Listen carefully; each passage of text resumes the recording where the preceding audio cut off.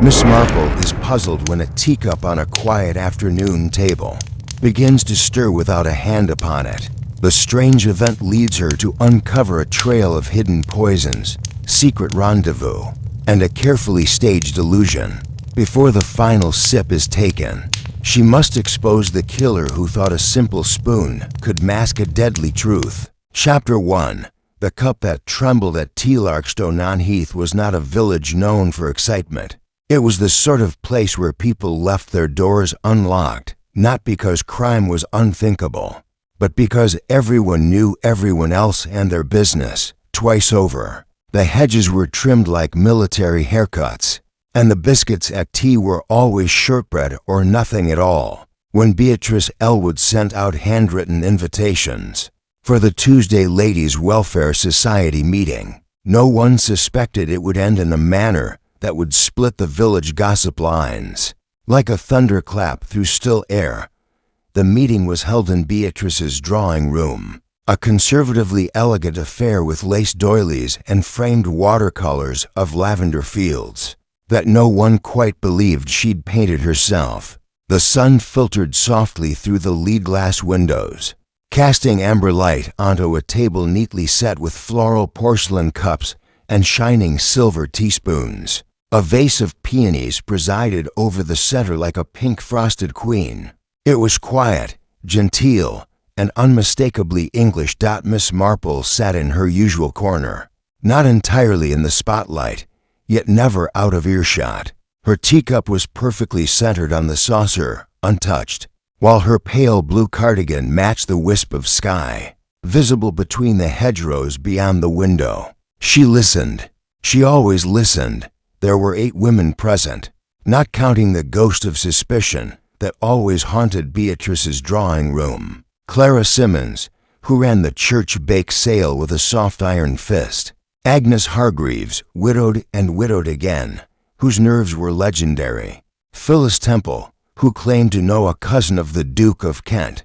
Dora Miles, the youngest of the group at 52, who had recently taken up watercolors and opinions. Each had a history, and Miss Marple, with her mosaic memory, had them all filed and cross-referenced. Beatrice herself, seated at the head of the table, was a study in controlled elegance, her white hair coiled like a snail shell beneath a netted hat. Her voice was always low and smooth, like something poured over velvet.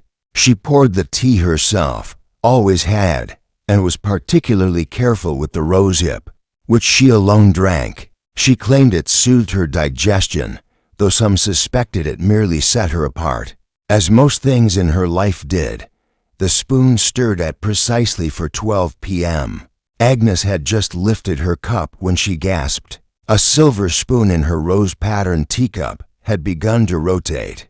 Not violently, not erratically, just slowly, deliberately, as if moved by an invisible hand. For a moment, no one spoke. It was such a small thing, and yet it didn't belong in the realm of ordinary life. Clara laughed, a sharp, awkward sound. Well, I dare say it's the vibrations. These old houses, the wind. But Beatrice had gone quiet, paler than usual. She stared at the cup not as if puzzled, but as if she understood something dreadful. Peter Elwood, her stepson, had just arrived, clutching a wrinkled bouquet of tiger lilies and wearing his signature expression of mild discomfort. He blinked at the tension but said nothing. He always seemed out of place in that house, like someone staying too long at a wake. Miss Marple, however, observed silently. Her eyes flit to Beatrice's hand, pale, thin, veined, resting near her own cup of rosehip tea, untouched but freshly poured. The steam curled upward in delicate tendrils. No one noticed the small frown that crept over Miss Marple's lips. At 4:17 p.m. Beatrice sipped her tea. At 4:19 p.m. She was dead. It happened quietly, without dramatics. One moment, she sat poised and regal. The next, her head tilted slightly, her hands slid across the table, and her face dipped into the shallow bowl of rosehip tea. The spoon clinked once, then fell still. Agnes screamed. Clara dropped her cup. Peter lurched forward. "Mother." Dora, oddly calm, reached out and touched Beatrice's wrist. "Cold," she murmured, though surely it was too soon for that. Miss Marple stood, slowly, and moved to the side of the table, her fingers lightly brushing the tablecloth as she passed. "She's had heart trouble before," said Phyllis, already building her story for the church group. Peter's face twisted with helplessness. "She was fine just this morning." "She was never fine," muttered Clara. "Not since Lionel died." That name Lionel hung in the air like incense. Beatrice's late husband, gone 2 years, and yet still a presence in the wallpaper.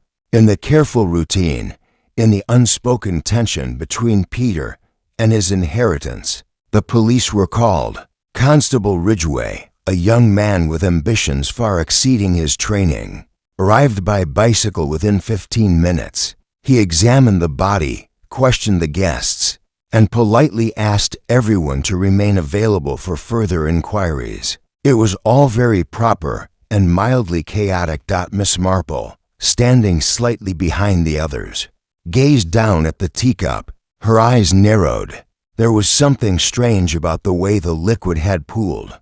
The faint trace of crimson beyond the pink of rosehip, perhaps, or something darker. She made no statement, asked no questions.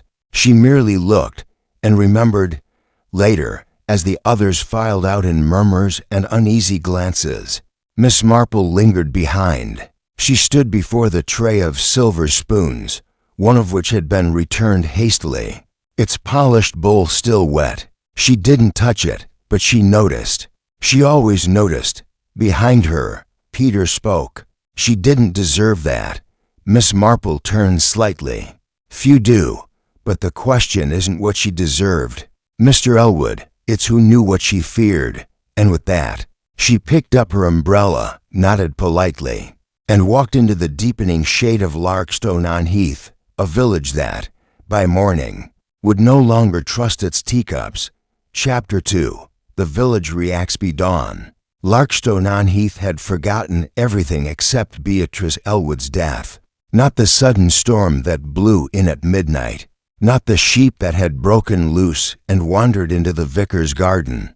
No, all minds were affixed to one thing: the woman who had died face down in her rosehip tea, in full view of the Ladies' Welfare Society, as if it were a rehearsed performance in a parlor play. But no one could agree on what they had seen. News traveled fast in the village, not by telephone or telegram, but by kettle doorstep, and carefully controlled conversations in front of postboxes. By the time Miss Marple rose at 6:30 and pulled back the floral curtain of her front window, she could already see Mrs. Dunford pacing the bakery queue in whispers. The morning air, usually crisp and promising, now felt sticky with suspicion. Mrs. Pritchard, who ran the post office, had already told 3 people that she saw the spoon turn like a compass needle searching for guilt. Mr. Howard, the butcher, said it had nothing to do with spoons and everything to do with Peter Elwood's debts. Beatrice was going to cut him off. "That's what I heard," he muttered to Mrs. Langford, who only came in for lamb chops, but left with the story instead. Miss Clara Simmons, who had been present at the fateful tea, spent the morning insisting she hadn't even noticed the spoon stirring, and certainly didn't think it was unnatural.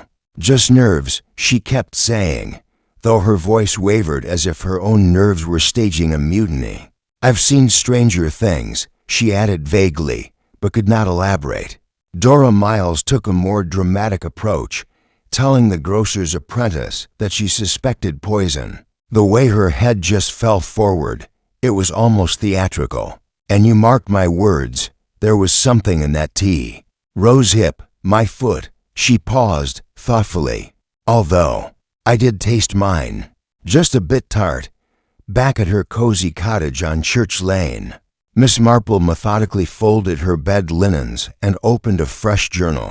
She wrote nothing, but her pen hovered once briefly, before she closed the book and walked into the garden. The dew was still heavy on the lavender, and the bees hadn't yet begun their morning work.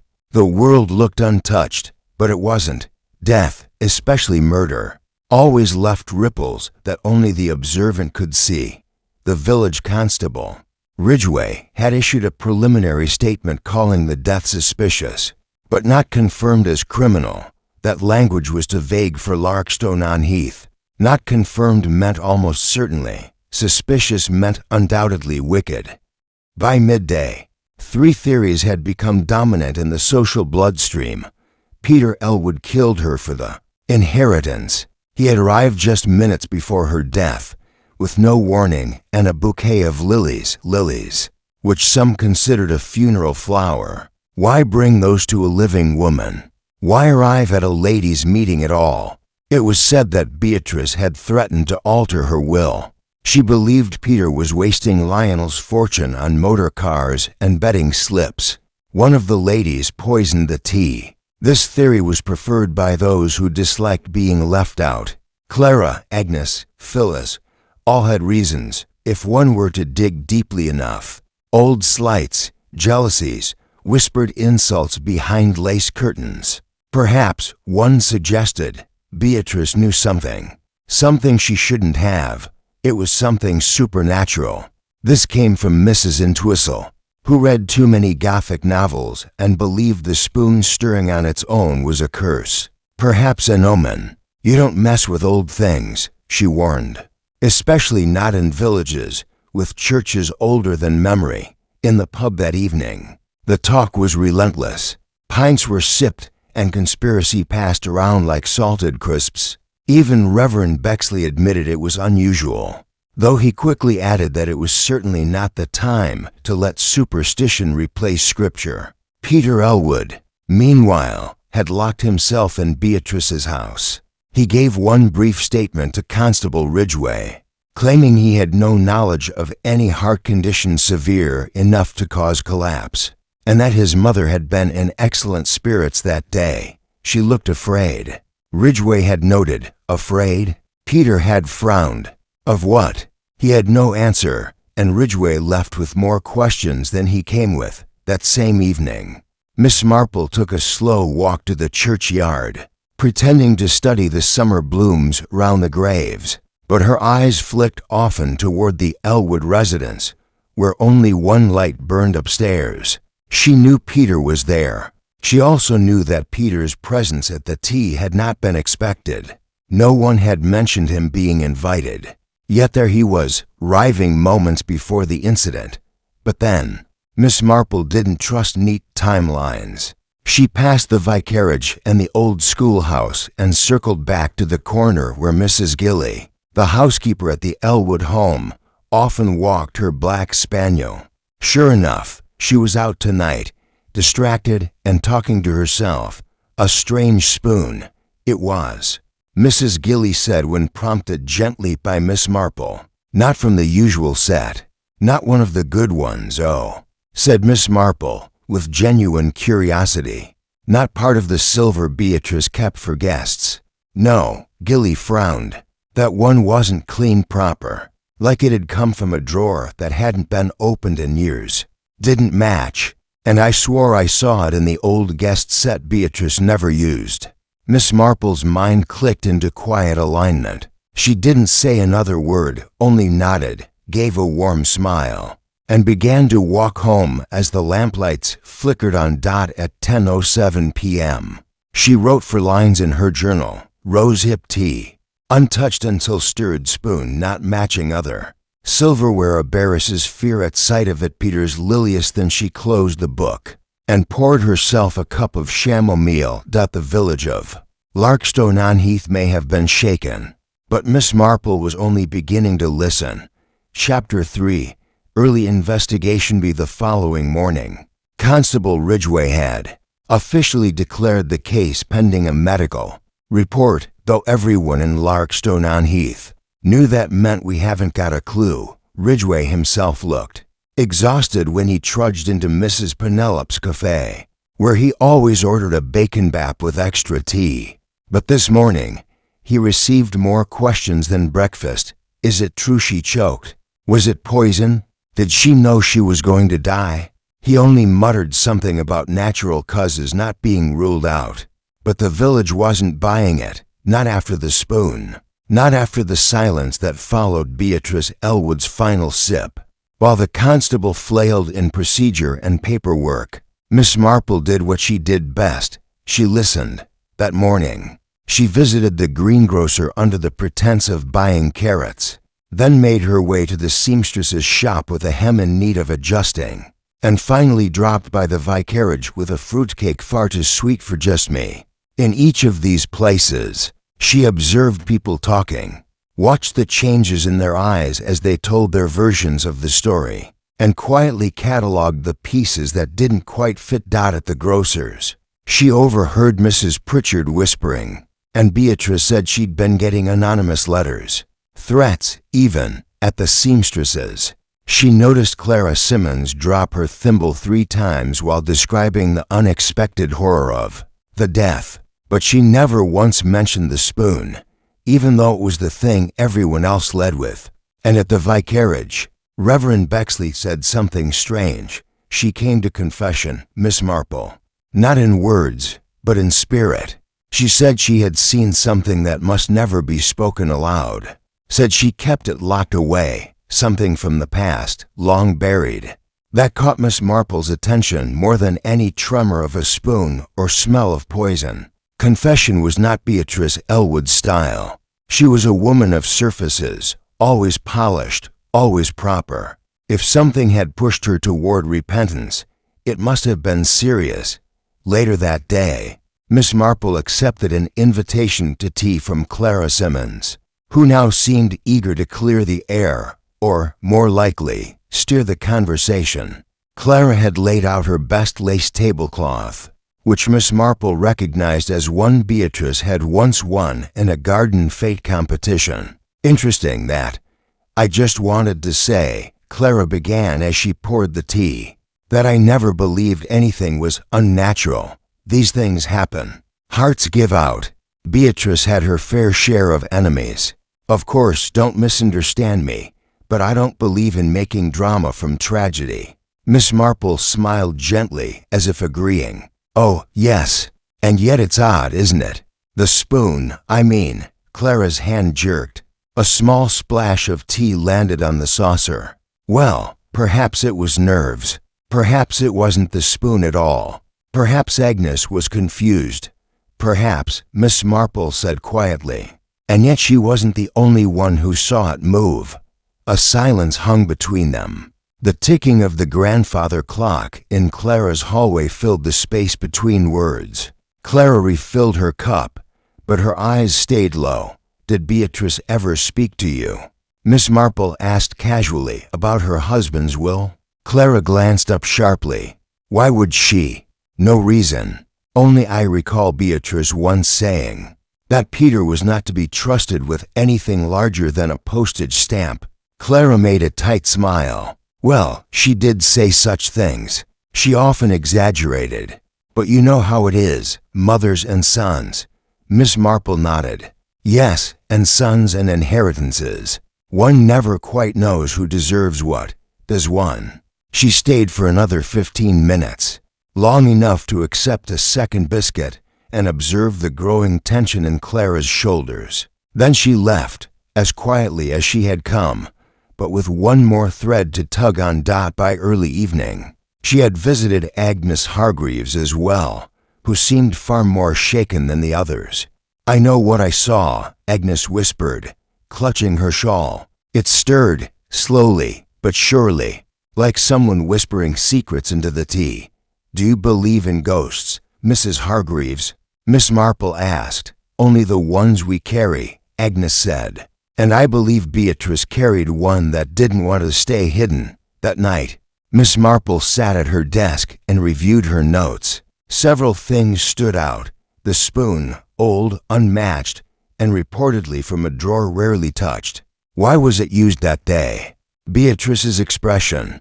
Witnesses said she went pale at the spoon's movement, not surprised, but afraid. Peter's rival. Coincidental, perhaps, but also possibly strategic. Had he known something was going to happen? The will, Rumors of it being changed floated freely, yet no one seemed to know the details.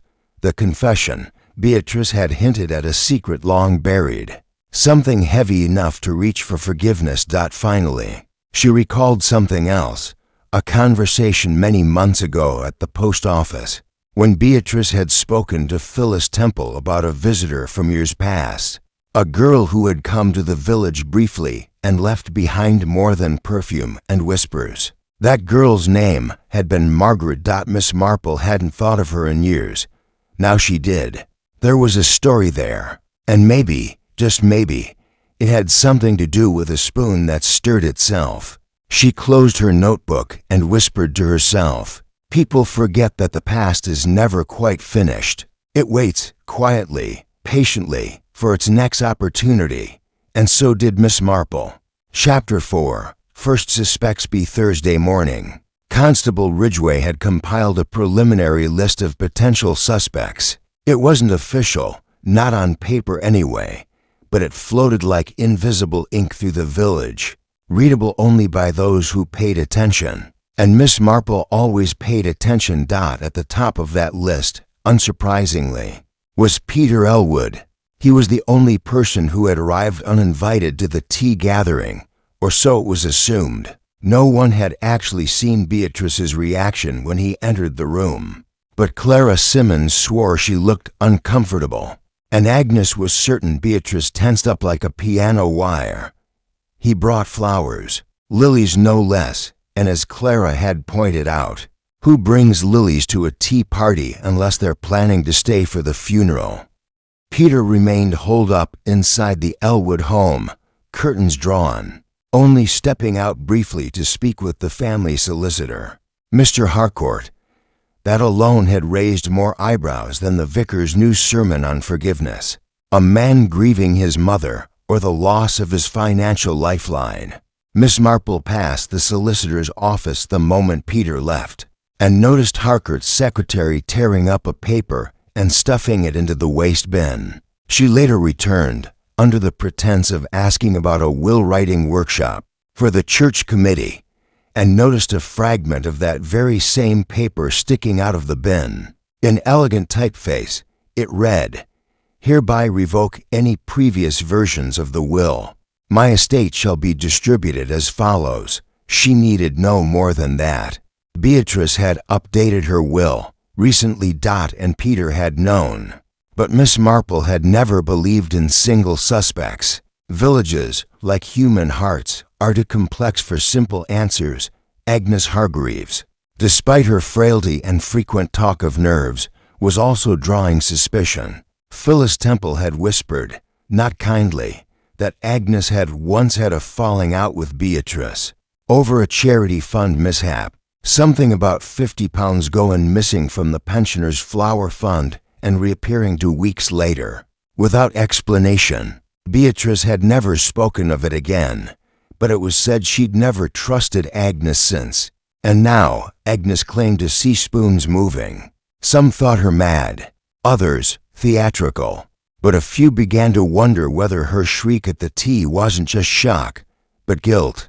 And then there was Clara Simmons, too composed, too talkative. She had managed to position herself as the primary source of post-murder gossip, yet she had been strangely quiet about the details of the moment Beatrice died. "I looked away," she said.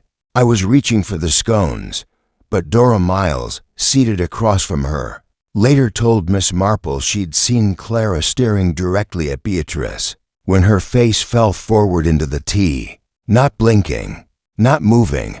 Why lie about something so simple? Miss Marple always said, a lie is like perfume. It's rarely used without purpose, but it was Dora Miles who surprised her the most.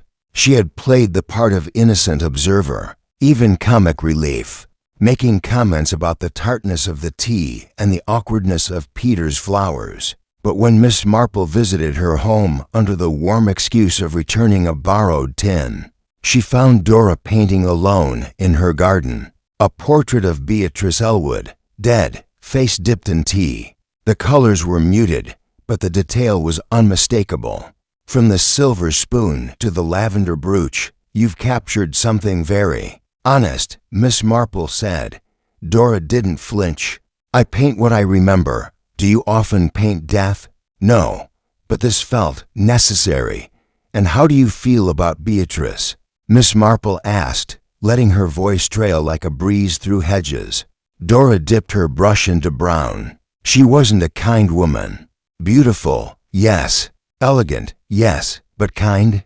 No. She saw herself above us.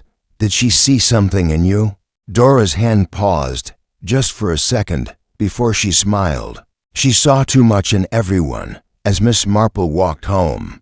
Her mind stirred like the spoon in the teacup, slowly, steadily, uncovering patterns.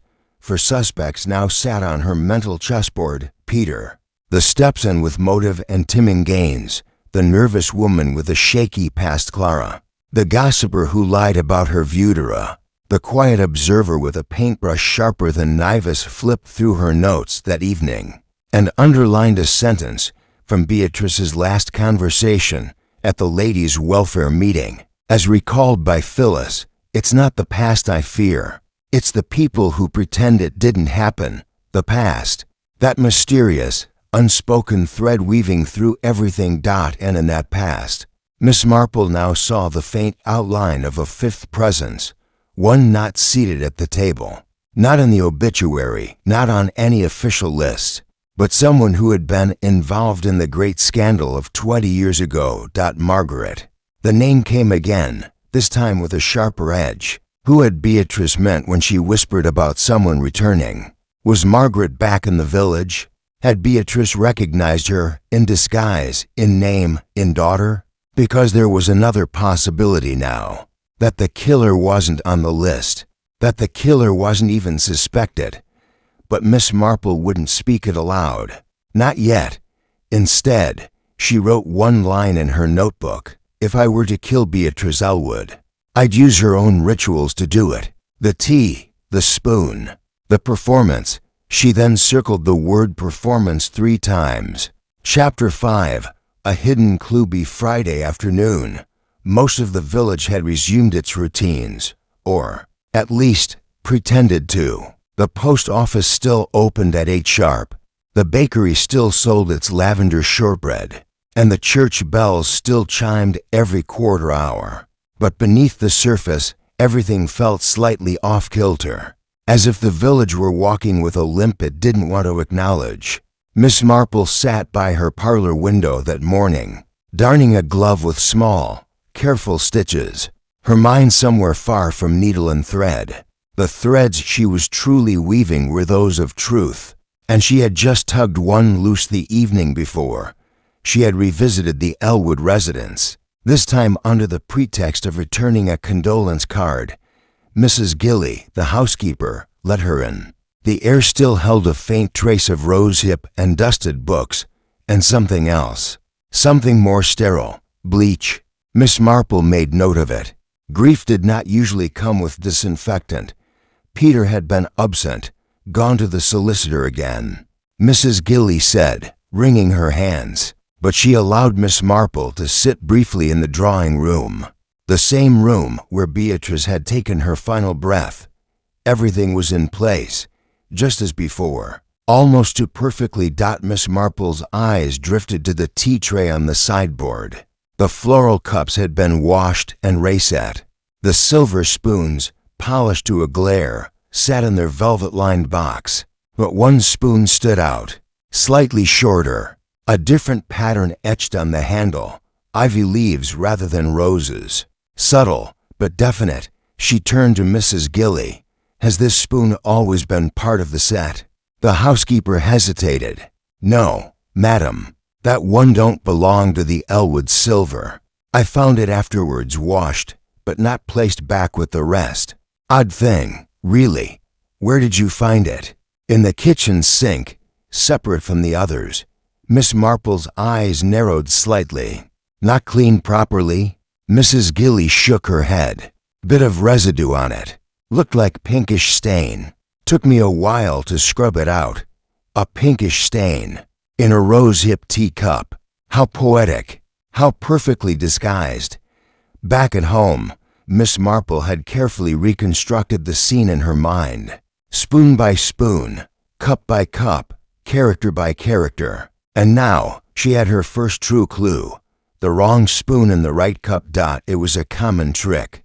Really subtle misdirection. You let the world believe everything is normal because it looks normal. But the poison, Miss Marple thought, was never in the cup. It was in the details. That afternoon, she visited the village library and asked to see the register of attendees from last year's Founders' Tea Luncheon, a typically dull affair hosted annually by Beatrice Elwood. Most found excuses not to attend, except, it seemed, one curious guest whose name leapt from the page, Margaret Sloane. Miss Marple tapped the name gently with her gloved finger. Not a familiar name to most, but she remembered. The child of a scullery maid who had been involved in the long-buried scandal at Elwood House. 20 years ago, Margaret had disappeared after her mother's dismissal, sent to live with a distant aunt. No one had seen her since. Until now. She followed the record trail quietly, with the help of Mrs. Harwood at the registry office, and discovered something else. Margaret Sloane had changed her name. In fact, she now went by Margaret D. Miles. Dora Miles. The soft-spoken artist. The one who painted Beatrice's death in disturbing detail. The one who had said, she saw too much in everyone. What if that wasn't a complaint, but a confession? Miss Marple did not confront her, not yet. She believed in patience, in letting people talk their way into truth. But now, as the sky darkened with a mild rainstorm, she walked slowly to the church and slipped into a back pew. There, she quietly opened her notebook and jotted down the true clue at the heart of the matter. The wrong spoon was never meant for Beatrice. It was meant to be seen. A performance, a signature, a revenge disguised as tea. As she sat in the silence of the old stone church, listening to the soft tapping of rain on stained glass, she remembered something Beatrice had once said at a village fair. People think memory fades, but it doesn't, it ferments.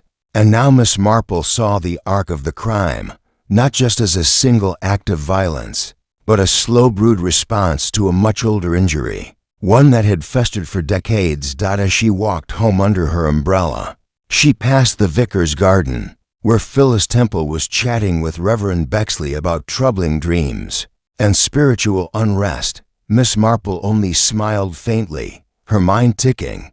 Back home, she brewed herself a cup of chamomile, but before sipping, she looked at her spoon. Ordinary, matching, no ivy patterns, no wrong size. The difference between life and death, she thought, could be something as small as a spoon someone cared enough to replace. She took a slow sip, closed her eyes, and said softly, "Tomorrow, the story begins again, but this time with the truth." Chapter 6. Confrontations and Secret. Saturday began not with birdsong or bell chimes, but with voices raised just below polite volume, the kind used when one wants to argue but fears being overheard. Miss Marple, taking her early walk, passed Clara Simmons' front gate just as Clara and Agnes Hargreaves were locked in one such exchange. "She knew," Clara hissed. "She knew about you in the fund." Agnes, voice trembling, shot back, "And what about you, Clara? You think people don't remember your sister's name scribbled on those IOS from the library board?"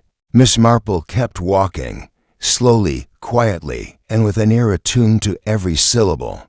Her pace never changed, but her heart quickened slightly.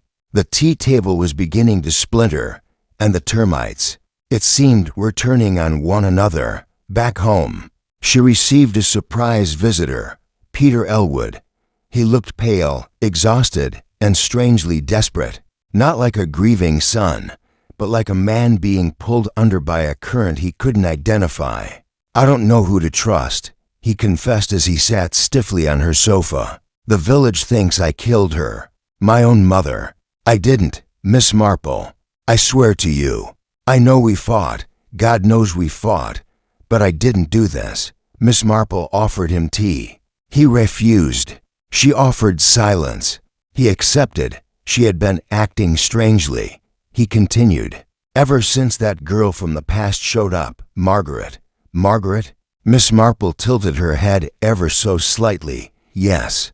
I didn't know it was her until she came to one of those garden events last summer. Mother went white when she saw her. Said that girl should never have returned. I thought it was just old snobbery. But now he looked down. She had secrets, Miss Marple.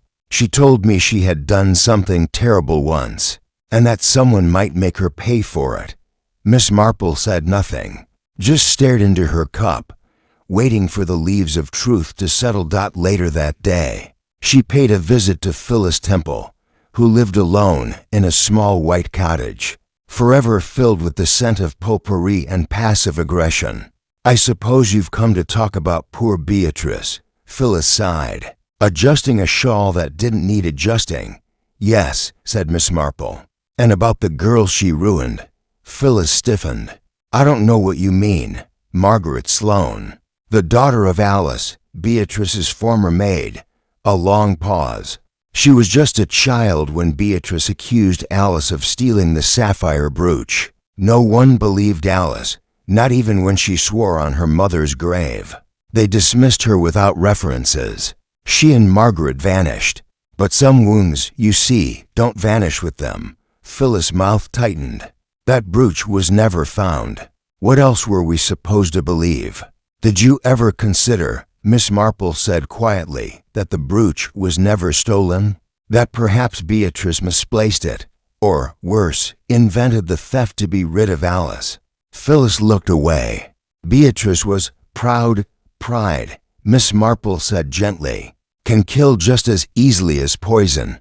From Phyllis' house, she walked through the drizzle to Dora Miles' small art studio, where the scent of oils and turpentine wrapped around memory like gauze. Dora sat near the window, painting again, a version of Beatrice's death. But this time, the background was filled with shadowy figures, blurred faces watching from behind lace curtains. I paint what people don't see, Dora said. Without looking up. I know who you are, Miss Marple said, softly. Dora's brush froze mid-stroke. Do you? Margaret Sloane. You came back not just to paint flowers and skies. You came to confront something that was never resolved. Dora set the brush down. She destroyed my mother, and yet you painted her. I had to see her as she was, Dora whispered. To control her image. She always controlled everything, how people saw her, remembered her. But not this time. Did you kill her? Dora looked up. No, but I thought about it. I hated her, but I didn't poison her, Miss Marple. I promise you that. I just wanted her to remember, to look me in the eye and recognize what she'd done. And did she? Dora's voice broke. She did. The moment she saw that spoon. That spoon came from the old service, the one my mother used. I took one when I left, as a child. I kept it all these years. That day, I brought it and placed it on the tray. Switched it quietly, just to watch her reaction. Miss Marple nodded, slowly. So, you didn't poison her, but someone else used your moment to cover their own crime. Dora blinked. What, you brought a ghost to the tea table, Margaret? But someone else brought death, that night. Miss Marple laid out all her notes on the table like puzzle pieces. One by one, they connected. Dora Margaret switched the spoon for symbolic revenge. Beatrice recognized it and panicked. The poison wasn't in the spoon.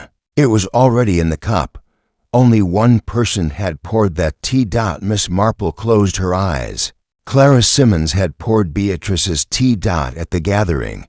Beatrice's arthritis had been acting up. Clara had offered to help. She had taken the cup, the rose hip, from Beatrice's tray and prepared it herself. Everyone saw it as a kindness, but Miss Marple saw it now as cover. A revenge nested inside a revenge. Dora brought the ghost. Clara brought the death. Chapter 7. Another. Twist Cindy morning in Larkstone-on-Heath was unusually quiet. Even the birds seemed to chirp with caution, as though sensing that something beneath the surface of the village was no longer settled. The church bells rang for service, but pews were half full. Whispers clung to corners like dust inside her cottage. Miss Marple reread her notes, every name, every motive. The puzzle pieces had begun to fit, but one corner remained fogged: Clara Simmons. Miss Marple's memory was not only sharp, it was panoramic. And now, she began revisiting Clara's story from the beginning. Clara had been Beatrice's closest frenemy. They smiled together in garden parties, posed together at church events, shared recipes they never intended to use. But behind the pleasantries lay something older, a resentment stretching back decades. Like a crack beneath polished porcelain. Miss Marple remembered a summer fete, 15 years prior. Clara had submitted her raspberry jam to the competition.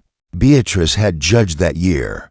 Clara had lost to Beatrice's own lemon curd. That day, Clara hadn't spoken to her for weeks.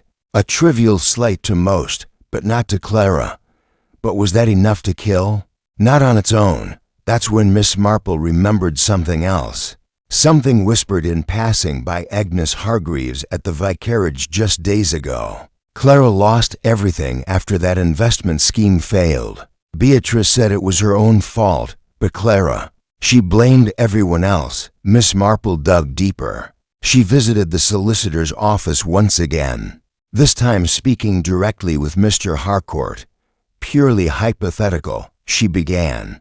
But if someone believed they were about to be exposed in a financial matter, might they act desperately? Mr. Harcourt, a man of cautious eyebrows, nodded. More often than you'd believe, especially when their last lifeline was about to be cut off. Clara, Miss Marple learned, had recently invested nearly all her savings into a private scheme recommended by a distant cousin. It had collapsed quietly, but the solicitor had received a formal complaint from Beatrice the week before her death. Clara had mismanaged funds entrusted to her through the church social committee, funds intended for the annual children's festival. Beatrice had found out. She had planned to report it to the parish council the following week. Suddenly, the dots aligned: motive, opportunity, and the perfect misdirection. The spoon. Dora Miles, Margaret, had switched the spoon to provoke Beatrice emotionally. She hadn't known someone else would seize that moment to kill her, but the moment was seized nonetheless, and Clara had poured the tea.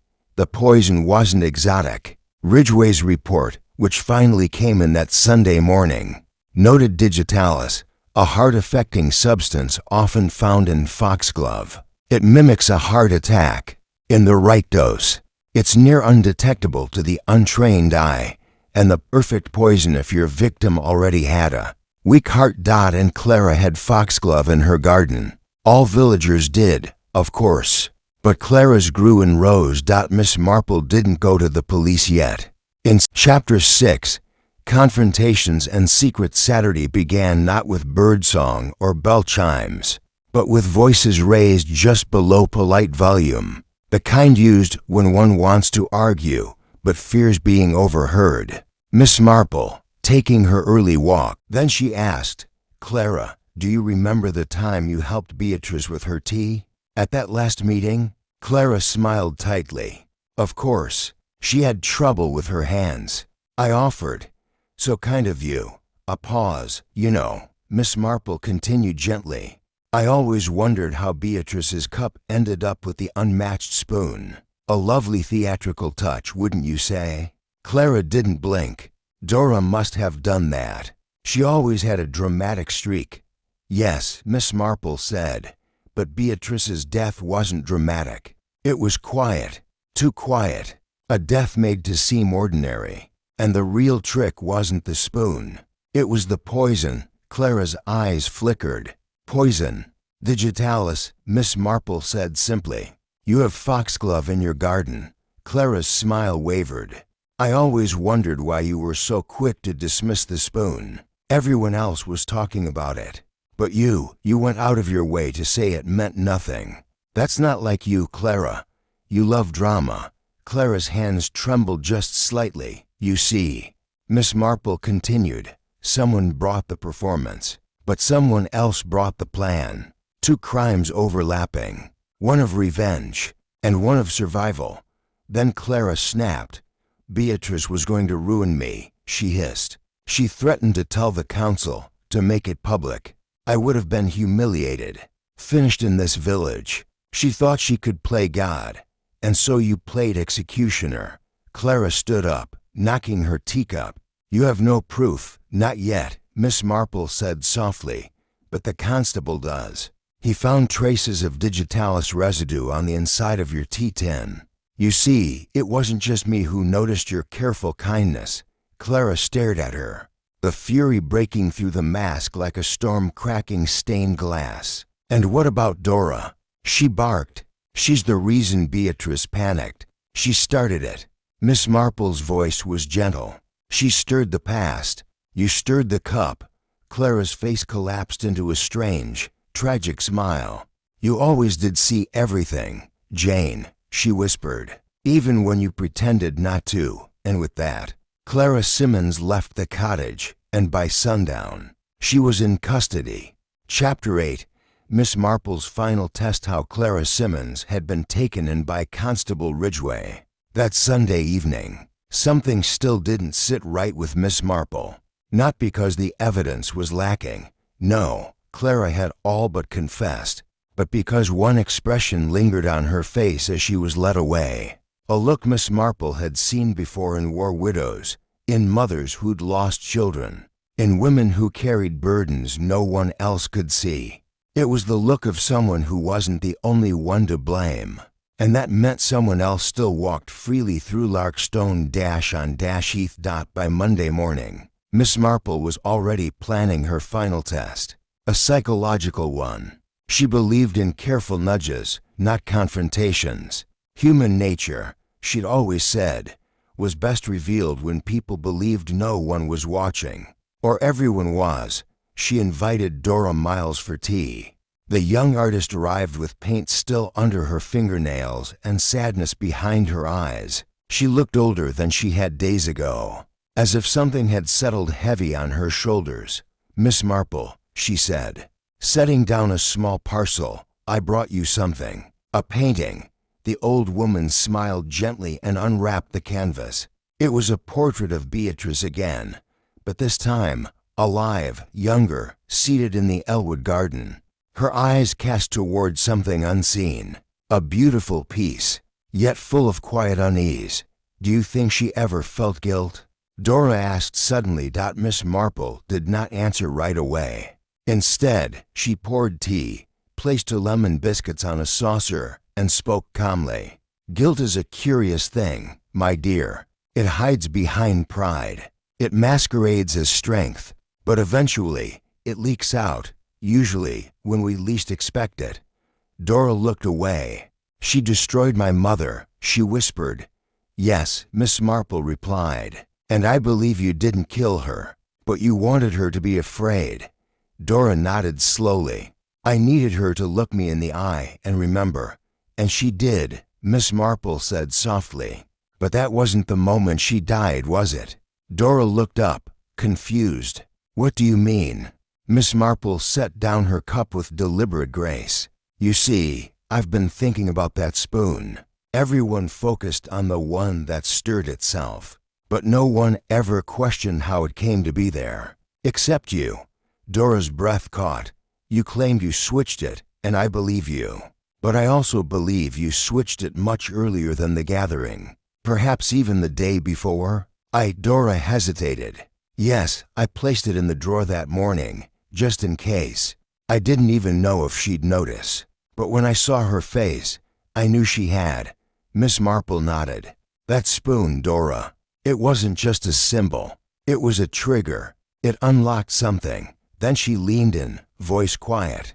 "Did you know Clara had foxglove in her tea tin?" "No." Dora looked horrified. "But someone did," Miss Marple continued, eyes narrowing. "Someone who knew Clara's habits. Someone who had been in her home. Perhaps even borrowed her sugar or her flour now and then. Silence. I never did suspect Agnes Hargreaves until I remembered that conversation she had with Clara by the gate. It wasn't just gossip, it was threat. She'd seen Clara do something, perhaps even helped her, or perhaps she was the one who made sure the poison tin ended up at Beatrice's table. Dora's face shifted. You think Clara wasn't working alone?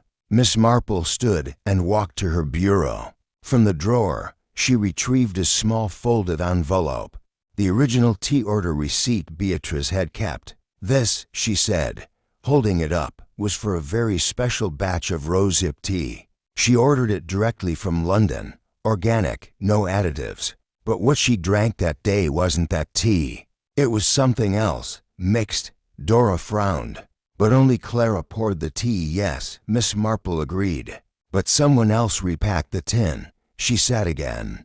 Agnes had keys to many of the villagers' homes. People trusted her. They thought her fragile, harmless.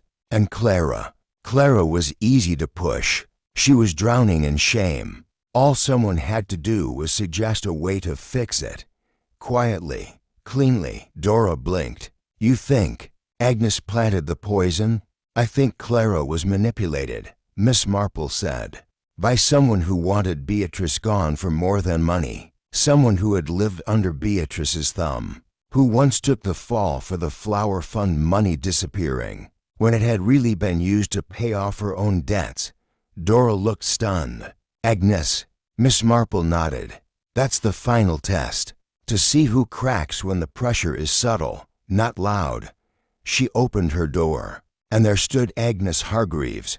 I thought I heard the kettle on, Agnes said softly, her eyes fixed on Dora. Come in, Miss Marple said warmly. We were just talking about guilt.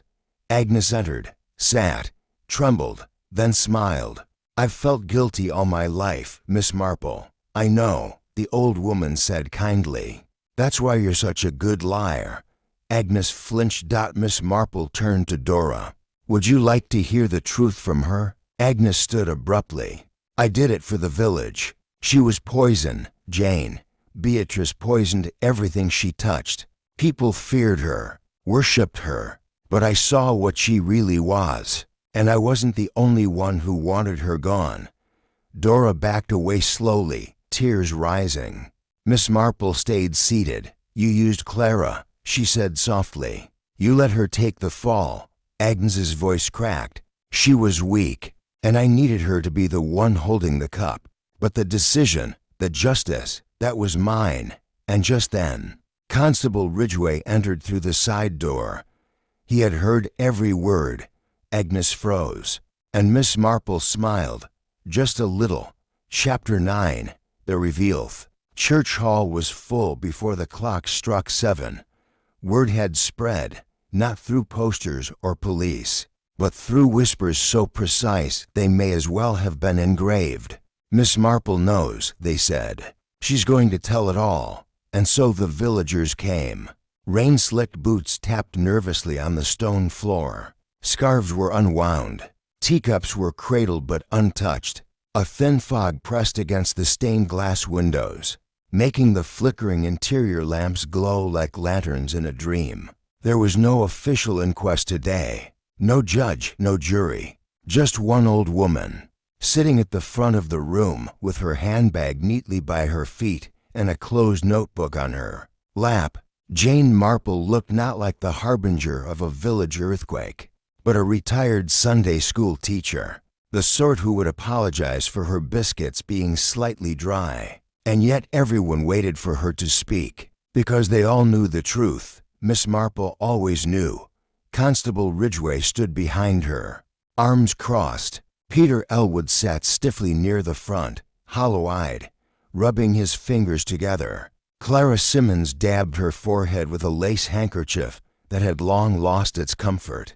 Dora Miles stood near the back, silent, her face unreadable. And Agnes Hargreaves, her hands clutched around the handle of her handbag like a lifeline, sat by the aisle, eyes sharp with something between defiance and dread. When the last bell tolled, Miss Marple stood. She didn't raise her voice. She didn't need to. "I've asked you all here," she began, "because there is something that must be said aloud, not behind hedges or in whispers at the post office, but plainly. We have lost someone, Beatrice Elwood, and though her passing was sudden, it was not without cause. No one breathed." She paused, looking at the villagers as they leaned in, every breath taut with tension. "No," she said, "Beatrice did not die from the spoon. She died from what was in the cup, digitalis, a poison, slow but precise, administered in a dose just large enough to stop her already weakened heart." She turned, slowly, toward Agnes Hargreaves. "You switched the tea, didn't you?" Agnes blinked. You had access to Clara's home. Everyone trusted you. You asked for sugar one afternoon. While Clara was distracted, you switched the rosehip blend for another. Your blend, one mixed with powdered foxglove, dried and ground, enough to do the job without detection." Agnes said nothing, but her fingers curled tighter around her bag. "You knew Clara would offer to help Beatrice. Everyone did. You didn't have to hand her the poison yourself. You only had to let the village's kindness do the work." Agnes's voice cracked. "You can't prove." Miss Marple's voice was a whisper now. "But I can. There were fingerprints. Your prints. On the inner lid of the tin. Not Clara's, not Beatrice's. Yours." A long, breathless silence followed. "I don't deny it," Agnes finally said. "I did it. And I would do it again." Gasps. She stood now, her voice growing steadier. "You all act like Beatrice was some grand matriarch, wise, clever, misunderstood. She wasn't. She was cruel. She humiliated people. She destroyed Alice Sloane. She threatened to expose me for the flower fund. Yes, I took the money. I had to. No one cared. She made you invisible," Miss Marple said gently. Agnes nodded, tears welling in her eyes. "She made everyone feel small, and I just wanted it to stop. And so you made her small," Miss Marple said, "with silence, with poison. And then you sat in that room and watched her die." "I watched her lose her power," Agnes whispered. The room held its breath. Constable Ridgway stepped forward. "Agnes Hargreaves, I'm placing you under." "Wait," Miss Marple said softly. "There's one more thing to say." Everyone paused. She turned again to Clara. "You were used, but you were not blameless. You suspected something was wrong. You felt it when you lifted the tin, the smell, the weight. But you didn't speak. You didn't question." Clara sobbed. "I didn't want to know. I thought if I stayed quiet, then it wouldn't be your fault." Miss Marple finished for her. "But silence is a choice." Then she looked at Dora. "And you, Margaret, forced Beatrice to see the past. That is not a crime. But know this, the truth you offered opened a door that someone else used to kill." Dora lowered her head. "I didn't mean for her to die, but she did," Miss Marple said. "And every one of you held the door open in some way." Then she turned to the villagers. "This murder was not committed by one hand. It was committed by a chain of choices, regret, fear, shame. Each person held a key, but only one turned the lock." Ridgway stepped forward again and placed his hand on Agnes's shoulder. She didn't flinch. "I'm not sorry," she said again. "Only that it took me this long." She was led out the side aisle. The room was silent until the door clicked shut. Miss Marple sat. No one spoke. Some stared into their laps, others into their tea. No one sipped. She let the silence breathe before speaking again. "I have no joy in revealing this," she said quietly. "Only relief. Because now we can begin to see each other again, truly, without fear, without the stories we've used to cover ourselves." She stood, slowly gathering her notebook and shawl. "And now," she added, with a gentle smile, "I believe I've earned a proper cup of tea, poured by no one but myself." And with that, Miss Marple left the hall. Outside, the rain had stopped, the clouds parted, and somewhere beyond the hedges of the churchyard, The wind stirred the lavender. Chapter 10. Aftermath. Rain came 2 days after the arrest. A slow, cleansing rain, the kind that sinks into the soil and carries away what lingers on the surface. The village of Larkstone-on-Heath, ever tidy, ever proud, now sat wrapped in a kind of subdued silence. Not sorrowful, not fearful, just still. Beatrice Elwood's death, once gossip, then mystery, then revelation, had cast a long shadow across the hedgerows and hedges, across the tea tables and drawing rooms. But the shadow had begun to lift, as all shadows must, and in the wake of that lifting, the village found itself asking not, who did it, but what does it mean that we never truly knew her? Beatrice had been buried beneath the rose garden of her family's mausoleum, a private plot tucked behind St. Agnes's Chapel, surrounded by twisted iron gates and overgrown ivy. Fitting, some said. She had always lived in walls, wrapped herself in propriety like old lace, and kept emotion at bay with a single raised eyebrow. The ceremony was brief. No music, no choir. Peter Elwood, standing stiffly beside the vicar, said nothing. His lips did not tremble. His hands did not move. He was a man mourning a woman he feared more than he loved, and now that she was gone, he wasn't sure what part of himself had gone with her. Clara Simmons attended, draped in navy blue, not black. She wore her mourning with practiced poise, but her eyes, sharp as ever, flicked nervously toward the others, toward Dora, toward Agnes's empty pew, toward Miss Marple, who sat quietly in the second row, her gloved hands folded in her lap. Miss Marple didn't weep. She rarely did.